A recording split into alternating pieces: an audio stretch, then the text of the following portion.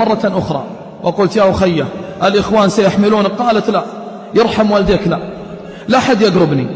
ماذا أقول لله تعالى عن جسمي لو لمست بالحرام؟ قلت يا أخيتي ستموتين. قالت الموت أرحم. يا أخي لا تحط يدك على جسمي، أنا حرة، لا تحط يدك على جسمي. قلت يا أخيتي ستموتين. قالت الموت أرحم. تركناها حتى أغمي عليها. شالها الإخوان، ركبت معها في السيارة أنا واثنين من الشباب وصاحب الإسعاف. وصاحب الإسعاف يقول هذه صالحة لا تخاف عليها. قلت ما من خوف، لكن حالها يجعل القلب يتفطر. فجلست على رأسها أقرأ شيئا من الآيات، والله يا إخوان إني أسمع منها كلمات أحفظها إلى الآن، وكأني أرى المنظر أمامي في ذلك اليوم مع بدو فجره، ولا نرى منها شيئا، والله ما رأينا منها شيء. أبشركم أنها صالحة، وستعلمون الآن ماذا ختم لها به. ما إن وصلنا ونحن في الطريق وهي تردد اللهم أنك تعلم أني ضعيفة يا الله أن ترحمني، اللهم أنك تعلم أني ضعيفة يا الله أن ترحمني، وتردد لا إله إلا الله. وصلنا المستشفى، أخذنا المرأة، حملت، وضعت على السرير. قال الدكتور المرأة إن نجت فتلك منا من الله تعالى حسب ما ذكر لنا. قلت لماذا؟ قال يكاد أن تكون الكسور عامة جميع الجسد. لا تنسون يا إخوان أن الباص قذف بها من مسافة بعيدة فسقطت على الأرض بكل قوتها. ذكرناها بالله فبكت رحمها الله تعالى. قالت أسألكم بالله من يستطيع أن يصل إلى أبو محمد فليفعل، أريد أن نودعه ونلقي عليه السلام. صددت عن المرأة وأنا أبكي، ماذا أقول؟ والشباب من حولي اصبر واحتسب يا فلان. قلت مثل هذه والله نفتخر بها مثل هذه. فوقفت على رأسها ثم خرجت ومعي الدكتور ومعي الإخوان لعل الله عز وجل أن ينقذها. بدأت نبضات قلبها تسرع وبدأ التنفس يضيق. ننتظر حتى يصل زوجها. في تمام الساعة 9:30 صباحا وصل الزوج. دخل المستشفى وهو يردد أين العفيفة، أين الصالحة، أين المؤمنة، أين القائمة؟ يا أخوان أنتم ما تدرون والله ثم والله أنها ما تترك قيام الليل أبدا، والله لا تخلد إلى فراشها إلا بعد أن تقوم لله ما شاء الله لها. قلت تعال معي، فأمسكت بيده ومسحت على صدره وقلت اصبر واحتسب، هذا أمر الله، هذا أمر الله، ويعلم الله أني أنا بحاجة لمن يصبرني. وصبرت الرجل فدخل الرجل. رأيت منظر من أروع المناظر التي ما رأيتها في حياتي. رأيت منظر يجعل والله أصحاب القلوب تتحرك. دخل الرجل فأتى إليها ثم سلم وردت السلام، فقالت اقرب يا أبو محمد ودي أودعك. فقرب الرجل وأمسك بها ثم ضمها إلى صدره، ضمها إلى صدره ضمة المحب لحبيبته، وقال يا أبو محمد ابشري أنت على خير. قالت يا أبو محمد لا تظني أخاف من الموت، أنا ما أخاف من الموت، لكن أمانة أولادي الصغار إن سألوا عني فأخبرهم أني أنتظرهم بإذن الله في الجنة.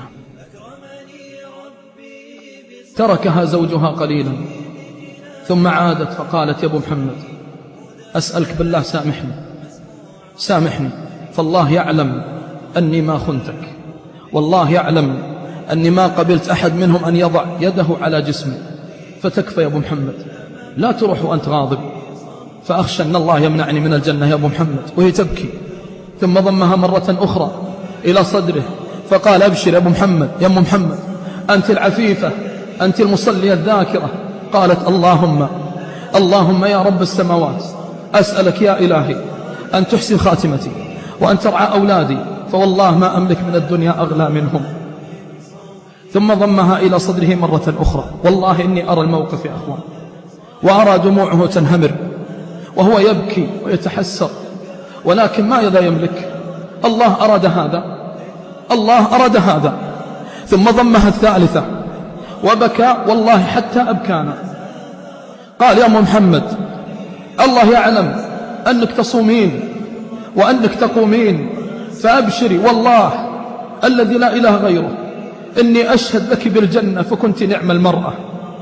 فبكت رحمها الله تعالى، ثم قالت: يا أبو محمد أقرأ الأولاد السلام، والله إني في خير، وأرى أناس قد أقبلوا علي، فلا تحرمني لذة الجنة يا أبو محمد، يا أبو محمد لا تحرمني لذة الجنة.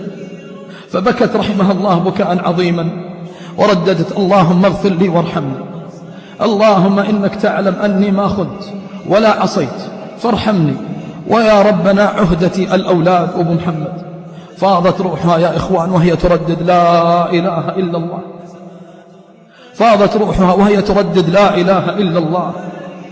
موقف في حياتي ما رأيته. هذا الموقف والله لو تأمل كل واحد منكم كيف نفارق الدنيا بذنوبنا. ماذا نقول؟ هذه امرأة خرجت بلا إله إلا الله، أنت كيف ستخرج من الدنيا؟ فاضت روحها وهي تردد: لا إله إلا الله. كم من لسان سيتعثر عند سكرات الموت، كم من روح ستتردد حين خروجها. هذه خرجت والله قد رحمها، والله إني أراها وهي تبكي مشتاقة إلى الله، أما نحن نشتاق إلى من؟ خرجت المرأة روحها وهي تردد: لا إله إلا الله، والشباب نقف على رؤوسهم ونردد: لا إله إلا الله. أحدهم يتفل على وجوهنا، والثاني يسبنا، والثالث يغني، والرابع يسب الله جل جلاله. كيف يكون لقاءه مع الله تعالى؟